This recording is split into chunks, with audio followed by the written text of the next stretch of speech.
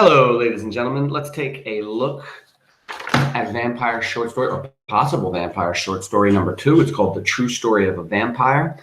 For your notes, for the top of your form, I will tell you this was written by Erich Steinbock, Stenbock,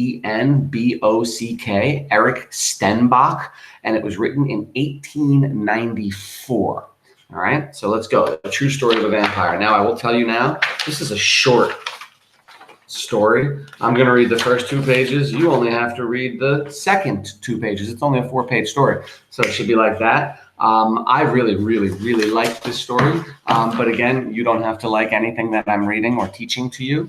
You just have to try to understand it, and most importantly, you have to try to pull out information in the form of ideas to help you with your essay, answering your essay question, which is, of course, why is the vampire legend still popular so many hundred years later? Why does it thrive and endure?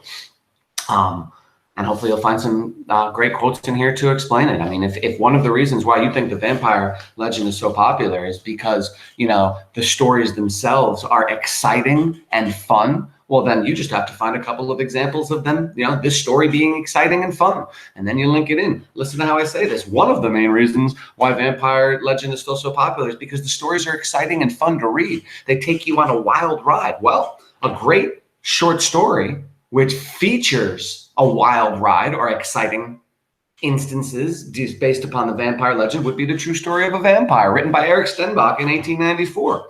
Consider the following passage from the story, and then you just lay out a passage and explain why it's exciting to you. It really is that easy.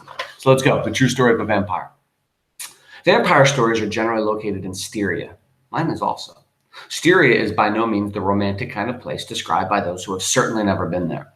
It is a flat, uninteresting country, only celebrated for its turkeys, its capons, and the stupidity of its inhabitants. Vampires generally arrive at night in carriages drawn by 2 black horses.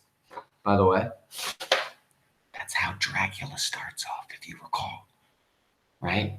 He arrives at night and he's driving a carriage by 2 black horses. I'm just saying. Our vampire arrived at the commonplace means of the railway train and in the afternoon.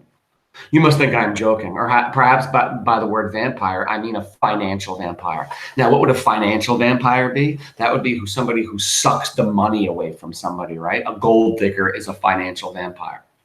No, I am quite serious. The vampire of whom I'm speaking, who laid waste our hearth and home, was a real vampire. So clearly the author of the story, the person telling the story, believes this is a vampire story. He just said so. He or she just said so. Let's listen. Vampires are generally described as dark, sinister looking, and singularly handsome. Our vampire was, on the contrary, rather fair, which is pale, and certainly was not at first sight sinister looking, and though decidedly attractive in appearance, not what one would call singularly handsome. Another thing I want to talk about, we said this before, you've never really heard of fat vampires. You also really don't really hear of ugly vampires that often. When they're in human form, not like a feral, you know, soul-sucking vampire, the ones that actually look like monsters, when they're described as human looking, they're almost always very handsome. And then they use that. We know from our cultural origins that a lot of vampires, culturally speaking, old historical ones, in their myths and legends, would use their beauty or handsomeness to attract people, and then they would eat them, right? Yet he desolated our home, killed my brother, the one object of my adoration, and also my dear father. Yet at the same time, I must say that I myself came under the spell of his fascination, and in spite of all, I have no ill will towards him now. Whoa, wait. This person just said, this vampire killed my father and my brother, and I loved them both. But I don't really hate him for it. I have no ill will for him at all.